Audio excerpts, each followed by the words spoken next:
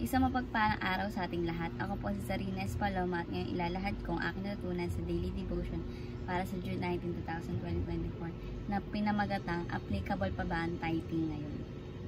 So scripture natin yun is Malachi chapter 3 verses 10. Bring the full tithe into the storehouse, that there may be food in my home, and thereby put me to the test, says the Lord of hosts, if I will not open the windows of heaven for you and pour down for you a blessing until there is no more need.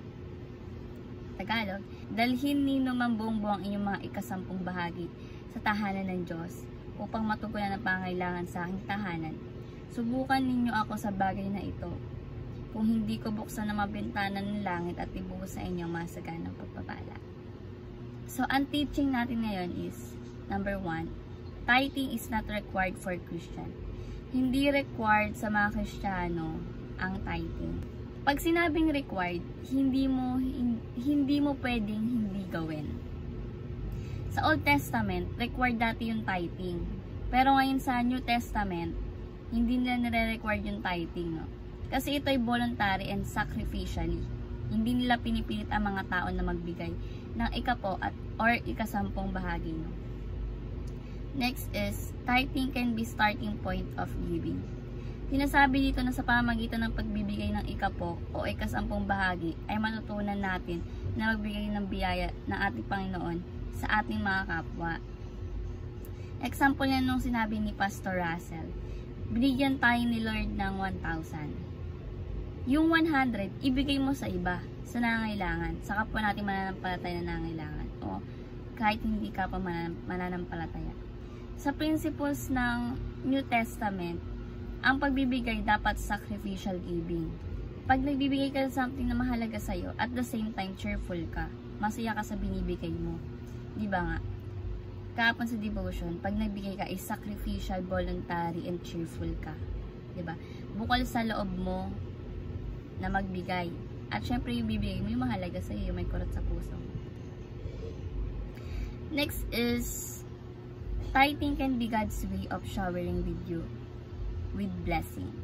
Yung pagta-tithe daw, ito daw yung isa sa paraan na ating Diyos para pagpalain niya. Para mas pagpalain niya pa tayo. Dito masusubukan ni God ang ating pananampalataya sa Kanya. So, isa tong test ng ating Panginoon. Dito niya makikita kung tayo ba yung magiging mapagbigay sa iba, no? I-share ba natin sa iba yung biyayang natanggap natin galing sa Kanya. Example, kapag binigyan diba, example, pag binigyan tayo ni Lord ng 1 million, edi yung 100k is ibigay mo sa iba, sa nangangailangan. Dito matitest ni God kung talagang may blessing ka din sa iba. So, maya sabihin natin to, no? Ang ating application is start practicing voluntary tithing. Ito ay voluntary, hindi sa pilitan, walang pilitan na mangyari, no? Ang pagta-tithing ay voluntary. Hindi siya required. Ito ay sacrificial giving. Dapat masaya ka sa ginagawa mo, bukal sa loob mo, walang bahid ng galit, walang bahid ng sama ng loob kapag magbibigay ka. Next is practice generous and sacrificial giving. Pag nagbibigay tayo, dapat generous. At tulad sa devotion kahapon, pag nagbibigay tayo is dapat bukal sa loob natin. May kurot sa puso natin yung ibibigay natin. Means mahalaga yung ibibigay natin sa iba. Lahat ng ginagawa natin is para naman sa ating Panginoon. No? Lahat ng ginagawa natin is served by God. So, let's practice generosity and sacrificial giving pagdating sa pagbibigay natin sa ating kapwa. Lastly is give in proportion to God's blessing. No? Pag nagbibigay po tayo ng proportion sa pagpapala na binibigay sa atin ng ating Panginoon, dapat magbigay tayo ng proportion, no? As in 10%, ganun. 10% sa Panginoon, tas 90% sa atin. Bago tayo magbigay sa ating kapwa, is bibigyan niya muna tayo. Bibigyan muna tayo ng ating Panginoon. Kumbaga tayo yung mangunguna. Tayo muna yung bibigyan niya ng blessing bago tayo maging blessing sa iba. Ito rin ay test ni God, no? Na una kang tatanggap ng pagpapala niya. Then, titignan ni God kung may blessing ka nga rin sa iba. At ito sinabi ko kanina. The more naman nagiging blessing ka sa iba, the more God will bless you.